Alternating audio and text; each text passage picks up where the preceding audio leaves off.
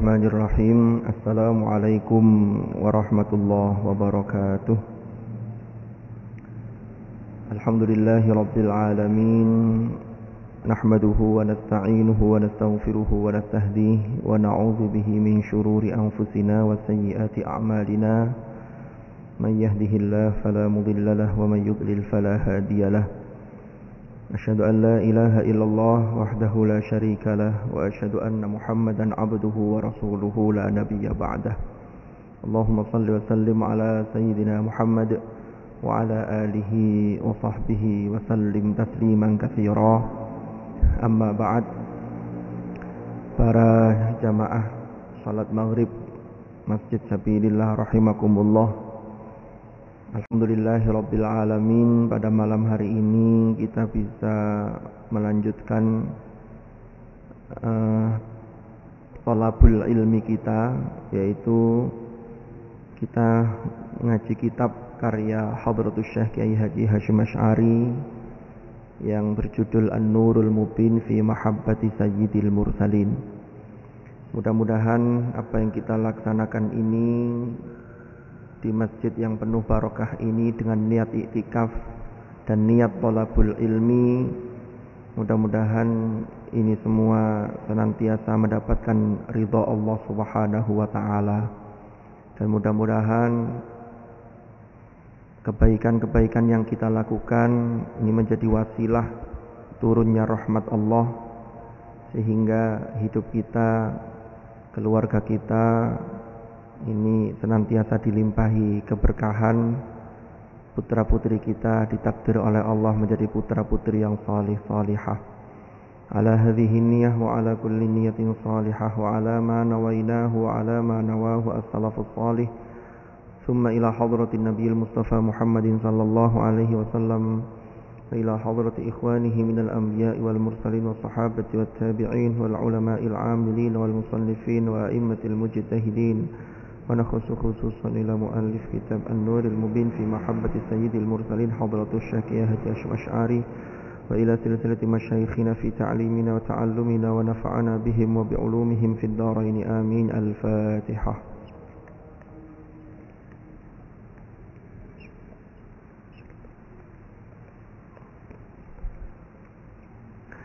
Bismillahirrahmanirrahim. Qala al-muallif rahimahullahu ta'ala wa nafa'ana bihi wa bi'ulumihi fid dharain amin. Kita lanjutkan kelanjutan dari pekan yang lalu sampai pada wa qala ta'ala. Ini masih berbicara mengenai kewajiban kita sebagai orang mukallaf. Kita diwajibkan untuk mengikuti, untuk manut terhadap Hadratur Rasul Nabi Muhammad sallallahu alaihi wasallam. Dalil-dalilnya kemarin yang sudah kita bahas, qul in kuntum tuhibbunallaha fattabi'uni yuhibbukumullahu wa yaghfir lakum dzunubakum wallahu ghafurur rahim. Lalu dalil nakli yang berikutnya, qul ya ayyuhan nas inni rasulullahi ilaikum jami'an alladzi lahu mulkus samawati wal ard la ilaha illa huwa yuhyi wa yumiit fa aminu billahi wa rasulihi an-nabiyyil ummi alladzi yu'minu billahi wa kalimatihi wattabi'uhu la'allakum tahtadun. Ini ada di surah Al-A'raf ayat 158. Sekarang kita lanjutkan, wa qala ta'ala, wa qala dan berfirman sapa Allah Ta'ala, Allah dawuh, fala wa rabbika la yu'minuna hatta yuhakkimuka fima shajara bainahum thumma la yajidu fi anfusihim haraja ثم لا يجدوا في أنفسهم حرجا مما قضيت ويسلموا تسليما. Yang artinya adalah, kita terjemahkan, fala wa rabbika, maka demi Tuhanmu wahai Muhammad. Fala wa rabbika, maka demi Tuhanmu Muhammad. La yu'minuna, mereka belum beriman secara totalitas, secara penuh, hatta yuhaqqimuka fima syajara bainahum, sampai mereka minta keputusan hukum kepada engkau wahai Muhammad terhadap sesuatu yang mereka perselisihkan, yang mereka perdebatkan di antara mereka. Tsumma la yajidu fi anfusihim haraja, kemudian la yajidu fi anfusihim, la yajidu ora mendapati sapa alladzina, sapa mereka, fi anfusihim di dalam diri mereka, harajan ing keberatan. Jadi kalau Rasulullah memutuskan sesuatu, memerintahkan sesuatu, itu diterima secara total, tidak ada iskal, tidak ada muskilah, tidak ada keberatan. Mimma qadaita, mimma terhadap sesuatu qadaita yang telah memutuskan engkau Muhammad, wa yusallimu taslima, dan mereka menerima dengan penerimaan yang tulus, yang total. Ai maksudnya yang qadu li hukmik inqiyadan kamilan, yaitu mereka itu manut atau nurut atau taat terhadap keputusan hukum yang telah engkau putuskan wahai Muhammad itu dengan kepatuhan yang sempurna. Jadi orang yang beriman itu dituntut, jadi orang yang mukallaf itu dituntut dan diperintahkan mengikuti Rasulullah Sallallahu Alaihi Wasallam. Itu ketika Rasulullah memutuskan suatu hal, maka di situ hatinya itu legowo, tidak kemudian malah merasa berat, ya, malah keberatan, malah memprotes dan lain sebagainya. Ini kalau kita lihat di dalam kitab Sahih Bukhari Al-Jami'us Sahih, jadi kitab Sahihul Bukhari itu ada salah satu hadis riwayat Abi Sa'id Al-Khudri. Suatu ketika itu pernah terjadi, kalau tidak salah ini setelah perang Hunain. Jadi setelah perang Hunain itu Rasulullah Sallallahu Alaihi Wasallam itu membagi harta rampasan perang itu tidak biasanya. Beberapa sahabat yang senior itu tidak mendapatkan bagian ghanimah. Justru yang dibagi ketika itu adalah orang-orang yang baru masuk Islam, yang hatinya masih dianggap lemah, yang disebut dengan al-mu'allafah qulubuhum. Jadi mu'allaf itu yang keimanannya belum kokoh. Mereka dibagi. Tiba-tiba ada seorang laki-laki dari Bani Tamim, disebutkan namanya adalah Dzulkhuwaisirah. Jadi Dzulkhuwaisirah itu adalah rajulun min Bani Tamim. Itu tiba-tiba angkat tangan lalu memprotes Rasulullah. Kata dia begini, "Ya Rasulullah, i'dil." Ini contoh orang yang tidak bisa legowo nerima keputusan Rasulullah. Ya, ini keputusan apapun termasuk keputusan seperti ini. Kata Dzulkhuwaisirah ini, seorang laki-laki dari Bani Tamim ini protesnya begini, "Wahai Rasulullah, i'dil." Berbuat adillah. Lalu Rasulullah menjawab, "Qal wailak, man ya'dilu idza lam a'dil." Waduh, terus siapa yang adil kalau aku ini engkau anggap tidak adil? Kalau aku ini tidak adil, terus siapa yang paling adil? Siapa yang lebih adil? Siapa yang adil? Nah, lalu dalam keterangan hadis itu dilanjutkan, kemudian Umar ibnul Khattab itu meminta izin kepada Rasulullah karena sudah tidak sabar beliau ini, boleh tidak orang ini saya bunuh? Kata Rasulullah, biarkan. Nanti akan muncul orang-orang yang seperti ini, yang dia membaca Al-Quran, tapi Al-Quran itu tidak sampai masuk ke dalam dadanya, na'udzubillah. Al-Quran hanya sampai di batas tenggorokannya. Ya, ini disebutkan oleh Rasulullah. Inilah yang kemudian oleh para ulama Ahlus Sunnah wal Jamaah ini cikal bakal secara cikal bakal dalam konteks sejarah. Ini kelompok Khawarij ini dimulai dari Dzulkhuwaisirah ini. Karena mereka ini menganggap, ini yang paling berbahaya adalah mereka menganggap apa yang mereka lakukan itu paling benar, sementara yang lainnya itu disalahkan. Nah ini yang, apalagi masalah-masalah yang sesungguhnya bukan masalah yang pokok, yang usul, tapi yang furu'. Kalau yang furu' itu masih terbuka kemungkinan terjadi khilafiyah, terjadi perbedaan. Nah ini kata Rasulullah, ini mereka ini membaca Al-Quran tapi hanya sampai di tenggorokannya, tidak sampai masuk ke dada mereka. Na'udzubillah.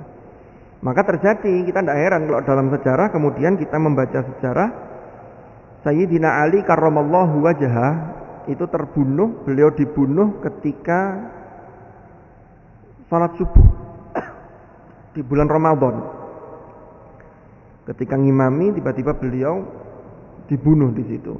Oleh siapa? Oleh orang yang menganggap bahwa apa yang dilakukan Sayyidina Ali itu salah sehingga menyebabkan Ali itu dihukumi kafir. Na'udzubillah. Padahal Sayyidina Ali itu adalah awwalu man aslama minas sibyan, orang yang pertama kali masuk Islam dari golongan anak-anak. Itu saja dianggap menyalahi, tidak menggunakan hukum Allah gara-gara peristiwa tahkim atau arbitrase itu ketika terjadi perang antara kubu Ali dengan kubunya Muawiyah itu. Maka ini sungguh berani sekali, lalu menganggap bahwa dirinya lah yang paling benar. Ini berbahaya. Jadi contohnya Dzulkhuwaisirah ini adalah contoh orang yang ketika Rasulullah memutuskan terkait pembagian ghanimah, maka dia merasa ada keberatan. Inilah yang sesungguhnya tidak boleh terjadi. Karena Rasulullah itu adalah makhluk pilihan. Yang makhluk pilihan itu apa yang ditetapkan oleh Rasulullah itu sesuai dengan aturan Allah, sesuai dengan perintah Allah. Maka disitulah kemudian Rasulullah itu adalah makhluk yang paling adil, makhluk yang paling bijaksana dan seterusnya.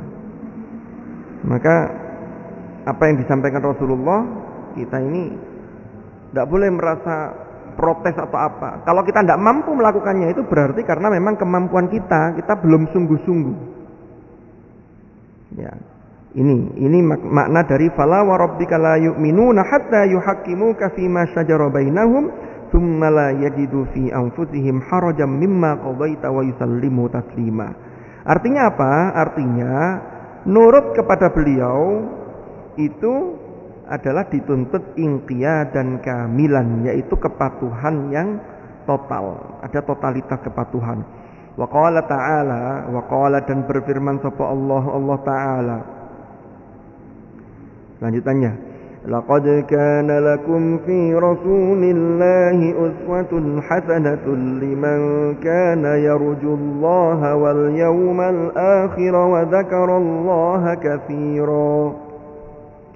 Surat Al-Ahzab ayat 21. Laqad kana sungguh benar-benar telah terdapat, telah ada lakum bagi kalian, bagi kita ini, fi rasulillahi ing dalam diri Rasulullah sallallahu alaihi wasallam apa uswatun hasanatun, yaitu uswah, panutan, hasanah yang bagus, limang bagi seseorang kana kang ono sapa man iku yarju selalu mengharap sapa man Allah ing Allah wal yaumal akhir dan hari akhir, wa zakara dan selalu mengingat sapa man Allah ing Allah katsiran kelawan mengingat secara banyak, ai dzikron katsira. Jadi Rasulullah sallallahu alaihi wasallam itu di dalam diri beliau itu terdapat uswah hasanah. Ini yang menarik di ayat ini, kalau kita cermati, ada kata-kata yang pertama lakum. Jadi lakum itu secara umum. Laqad kana lakum fi rasulillahi uswatun hasanah. Bagi kalian semua ini terdapat uswah hasanah pada diri Rasulullah. Tapi walaupun sudah pasti terdapat uswatun hasanah, tidak semua orang mau dan mampu untuk meneladani beliau. Maka di ayat ini lanjutannya adalah liman kana yarjullaha wal yaumal akhir. Liman kana yarjullah itu maksudnya kalau kita ini ingin meneladani uswatun hasanah yang ada pada diri Rasulullah, ini syaratnya adalah liman kana yarjullah, yaitu bagi orang yang memiliki harapan kepada Allah. Memiliki harapan kepada Allah itu berarti dia punya positive thinking. Dia tidak pernah bersuudzon kepada Allah. Karena memang orang mukmin itu tidak boleh berputus asa dari Allah, dari rahmat Allah. Sehingga selalu punya harapan. Bahkan kita ini hidup ini kan karena memang kita ini punya harapan. Kalau orang sudah tidak punya harapan, orang sakit, lalu kemudian dia tidak punya harapan, dia sudah tidak semangat lagi. Ini kadang memperlambat kesembuhannya.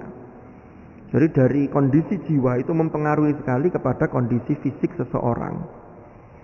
Kalau orang itu semangat, maka insya Allah Allah akan menurunkan rahmatnya.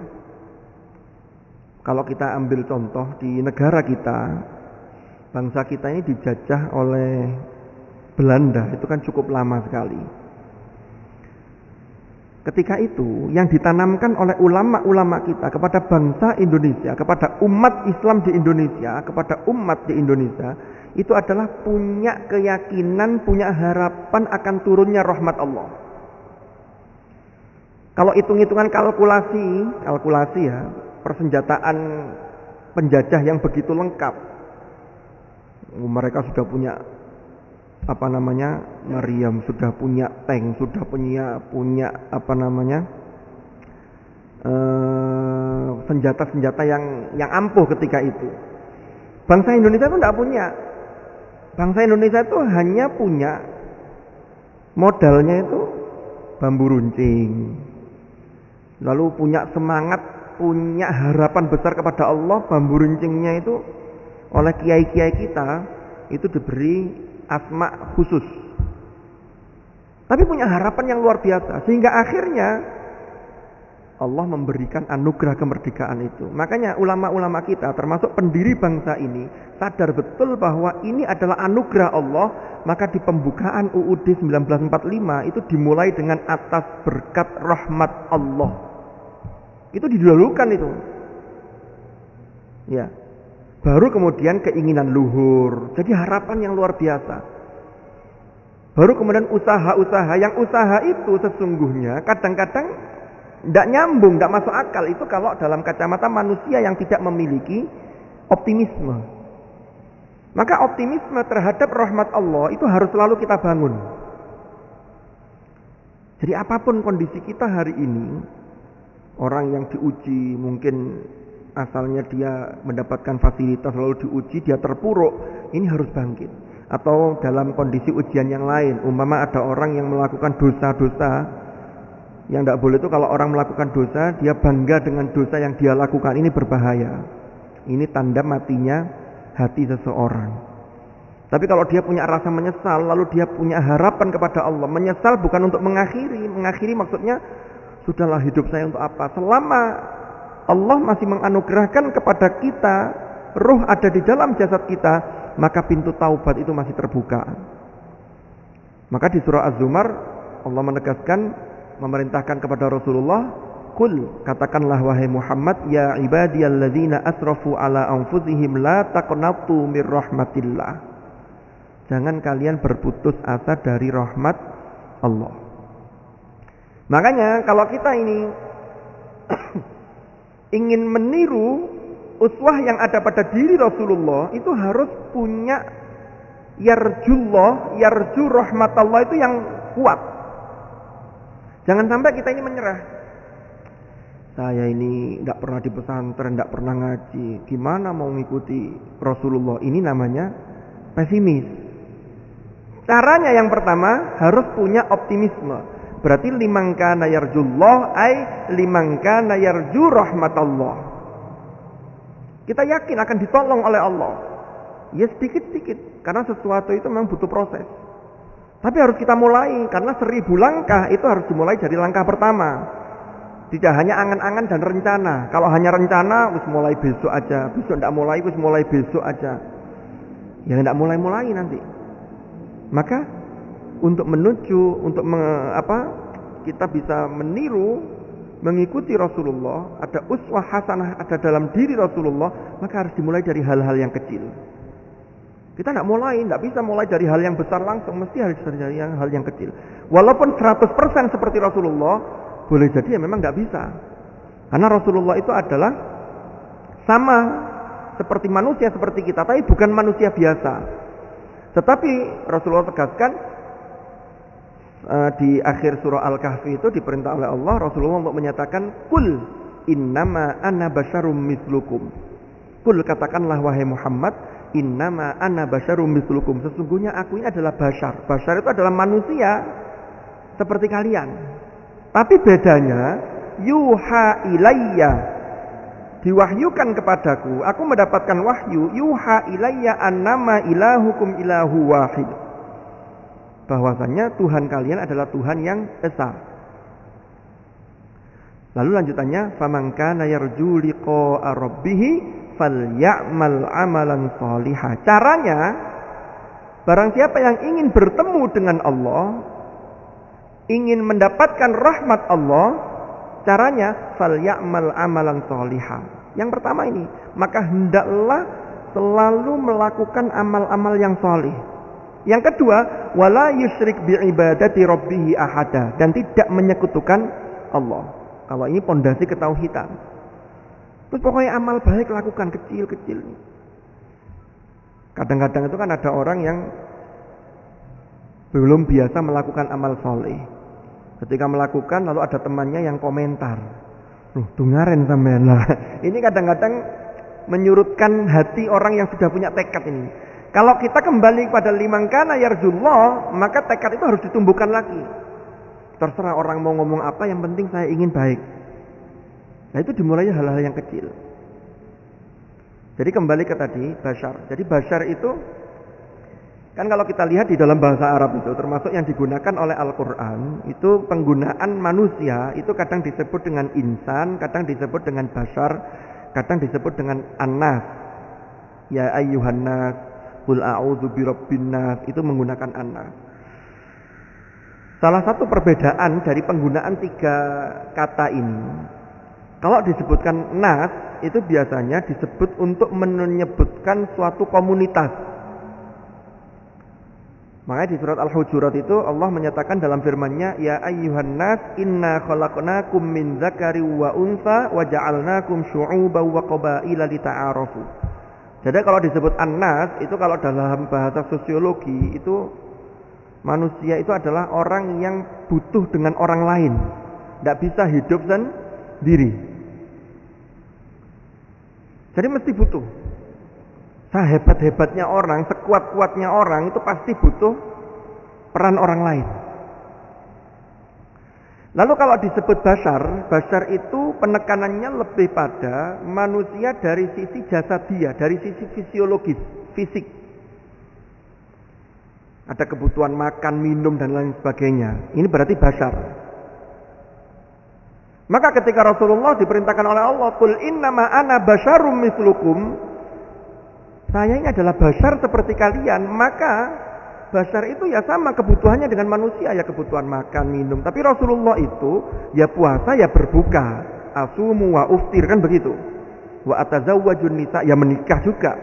Ini kebutuhan basyariah namanya. Lalu ada yang disebut insan. Insan itu sosok manusia. Kalau disebut insan, inilah yang membedakan manusia dari makhluk yang lain. Kalau kita pernah belajar ilmu mantik, itu definisinya manusia itu adalah al-insan hayawanun natik. Menungso itu, insan itu adalah hewan. Karena hewan dia hidup, bergerak, berpindah tempat, ya makan, ya minum. Tapi bedanya natik. Natik itu apa? Natik itu kalau napoko yamtiku, natik itu maknanya bisa berbicara, bisa berpikir. Karena orang berbicara itu mesti kaitannya dengan berpikir. Kalau pikiran seseorang kacau, maka bicaranya jelas kacau. Maka insan itu hayawanun natik. Maka di Al-Quran kalau menggunakan insan itu untuk membedakan manusia ini, karena manusia diberi potensi atau anugerah yang tidak diberi kepada makhluk yang lain, yaitu potensi yang namanya fuad atau jamaknya afidah. Fuad itu apa? Fuad itu ada potensi akal sekaligus ada potensi hati. Jadi ada potensi hati, ada potensi akal. Inilah yang bisa menjadikan manusia itu mulia derajatnya di hadapan Allah. Karena ketakwaan itu ada di hati. Makanya di surat At-Tin itu Allah menegaskan laqad khalaqnal insan, itu menggunakan insan fi ahsani taqwim. Maka para mufassirin menjelaskan ini fi ahsani taqwim itu maksudnya apa? Memang ada yang memahami fi ahsani taqwim itu bentuknya secara fisik itu paling sempurna dibanding makhluk yang lain, dibanding hewan. Karena kita punya tangan yang khusus untuk makan. Kalau hewan ya kaki itu sekaligus kaki mungkin ada yang untuk megang, seperti burung itu kaki untuk kadang megang makanan juga. Tapi ada ulama yang mengatakan yang dimaksud di sini ini adalah insan, berarti yang membedakan manusia untuk menjadi ahsani taqwim itu adalah dia mampu menggunakan potensi hati serta akalnya itu sesuai tujuan penganugerahannya. Di hatinya ada keimanan dan ada ketakwaan.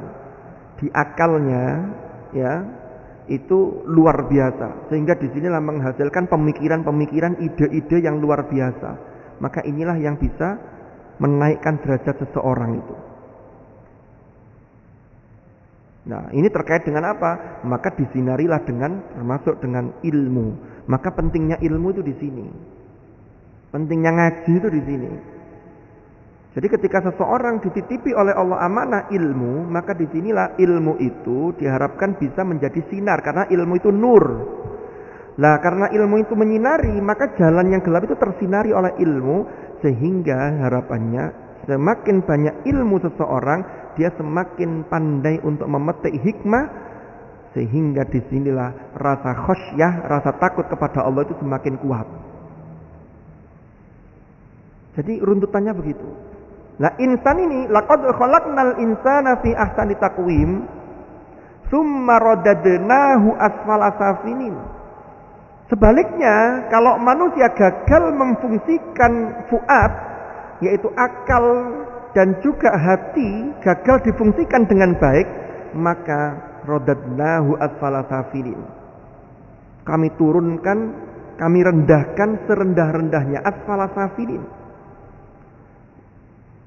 Makanya na'udzubillah, orang yang sudah tidak lagi menghiraukan norma agama, lalu kehidupan yang bebas dan lain sebagainya, walaupun di hadapan manusia dia masih kelihatan terpandang, tapi sesungguhnya di hadapan Allah dia derajatnya sudah sangat rendah. Bahkan kalau kita lihat di dalam surat Al-A'raf itu dijelaskan, walaqad dzara'na li jahannama katsiran minal jinni wal insi lahum qulubun la yafqahuna biha wa lahum a'yunun la yubsiruna biha wa lahum adhanun la yasma'una biha. Ya. Ulaika kal an'am bal hum adall. Ulaika kal an'ami bal hum adall ulaika humul ghafilun. Jadi orang yang diberi nanti itu neraka jahanam itu dipenuhi dengan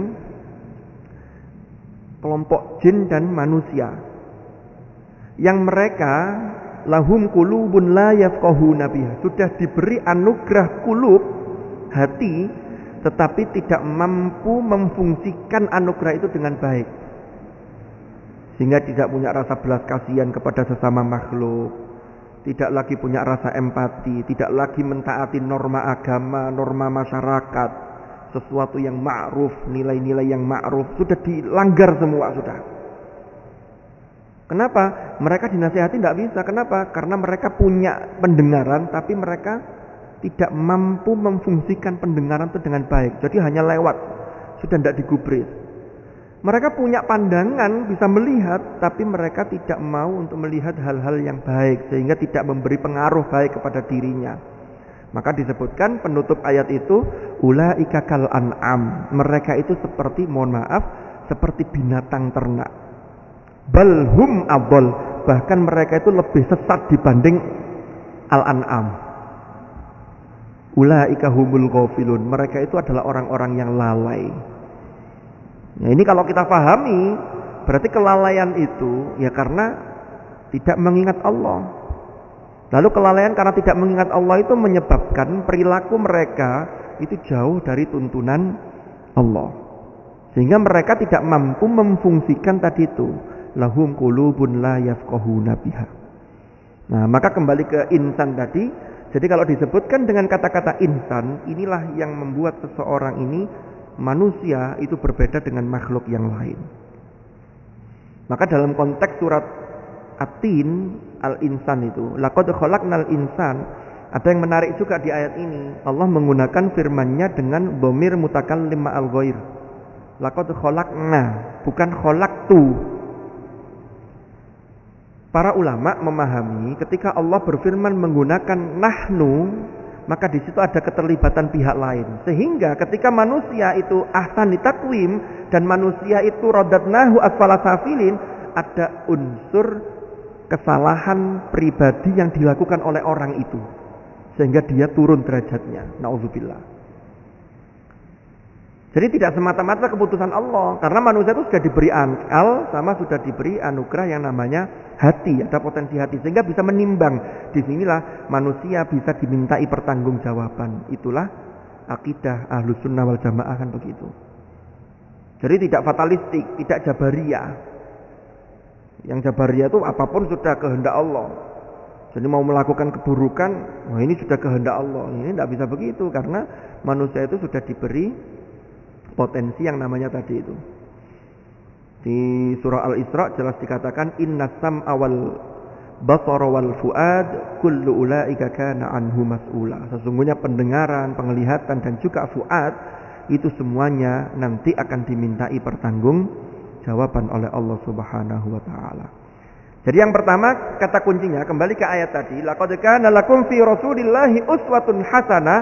Kalau kita ingin bisa mendownload atau mengunduh uswatun hasanah dari pribadi Rasulullah, maka syarat yang pertama adalah yarjullah, jangan sampai putus asa dari rahmat Allah. Lalu yang kedua, wal yaumal akhir. Wal yaumal akhir itu berarti apa?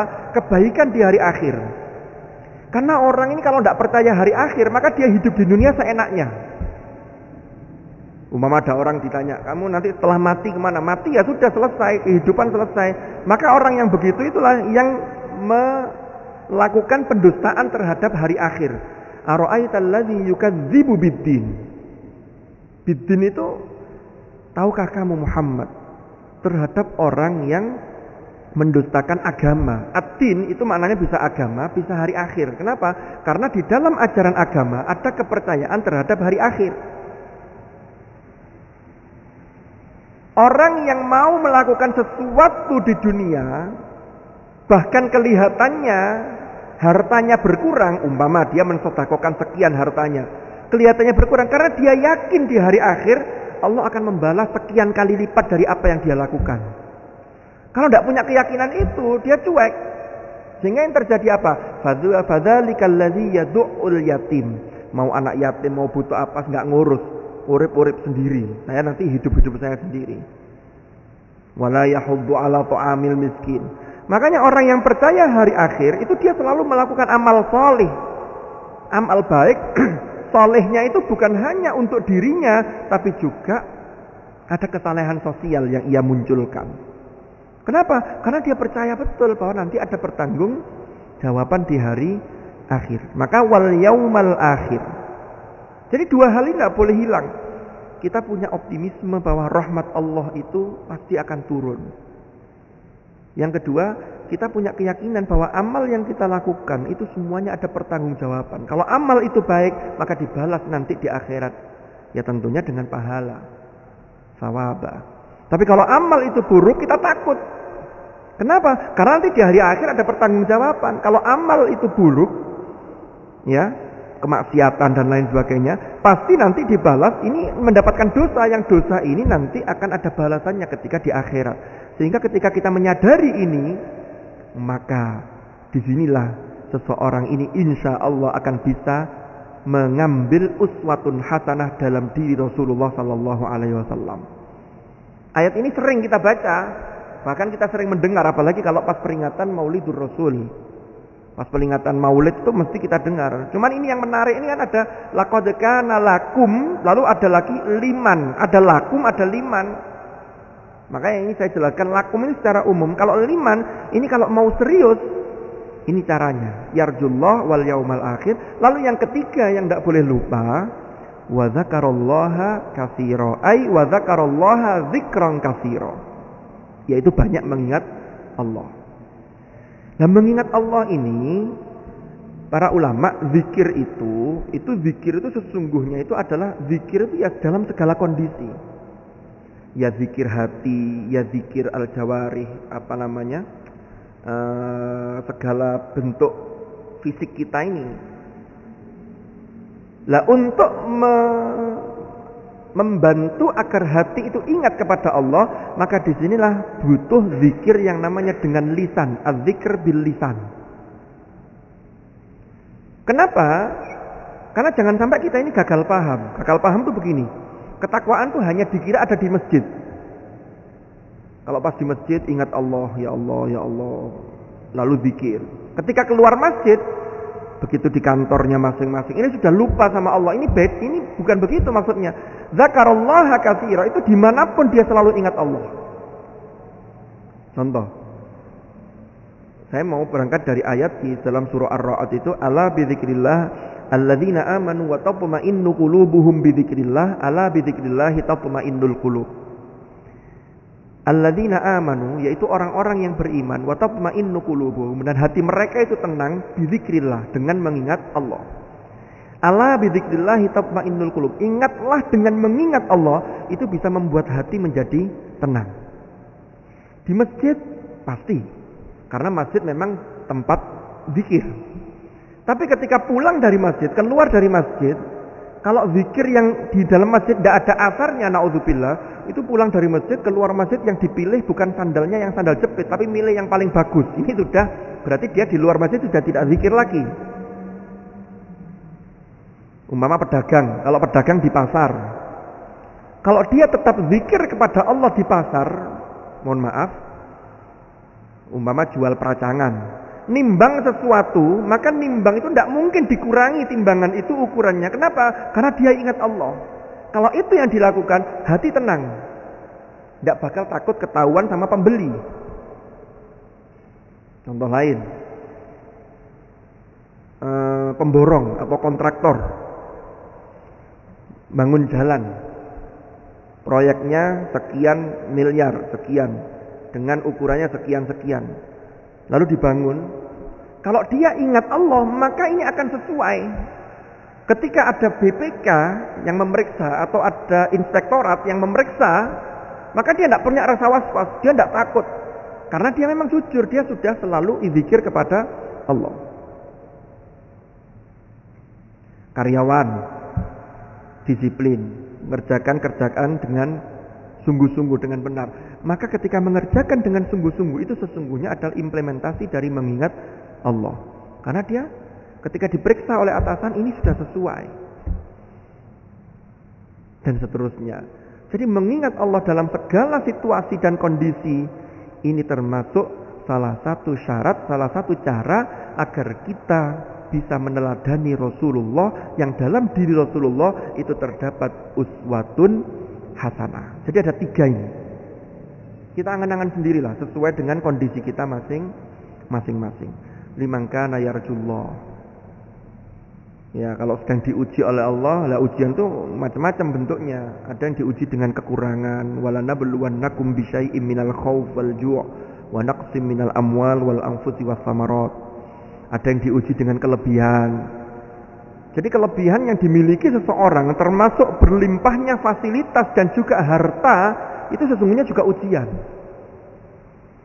Kullu nafsin dha'iqatul maut, dalam surat Al-Anbiya, wa nabluukum bisyarri wal khairi fitnah, dan kami uji kalian dengan keburukan dan kebaikan itu sebagai ujian. Jadi ini yang harus kita lakukan, termasuk kita waspadai, dan ini yarjullah wal yaumal akhir wa dzakarallaha katsira. Jadi ini agar kita mampu, dan mudah-mudahan kita selalu dianugerahi oleh Allah untuk bisa meneladani sosok panutan kita, yaitu Rasulullah sallallahu alaihi wasallam. Nah, nanti caranya bagaimana meneladani Rasulullah? Wong kita ini tidak pernah bertemu dengan beliau. Bagaimana? Simak pada episode yang akan datang. Insya Allah kita akan kupas lagi pada pengajian Rabu yang akan datang. Mungkin ada pertanyaan seperti itu, loh kan kita ini tidak pernah tahu Rasulullah, lalu bagaimana cara meneladani Rasulullah Sallallahu Alaihi Wasallam? Tunggu dan simak jawabannya pada episode yang akan datang. Wallahu a'lam bishawab. Terima kasih atas perhatiannya dari para jamaah sekalian. Mudah-mudahan apa yang kita laksanakan ini senantiasa mendapatkan ridha Allah, dan apa yang saya sampaikan ini menjadi penjelasan yang manfaat, penjelasan yang barokah fid dini wad dunya wal akhirah. Kurang lebih yang mohon maaf. Hadanallah wa iyyakum ajma'in. Al-'afwa minkum. Kita akhiri dengan doa kafaratul majlis. Bismillahirrahmanirrahim. Subhanakallahumma bihamdika asyhadu an la ilaha illa anta astaghfiruka wa atubu ilaik. Wa sallallahu ala sayyidina Muhammad walhamdulillahi rabbil alamin. Al-'afwa minkum. Assalamualaikum warahmatullahi wabarakatuh.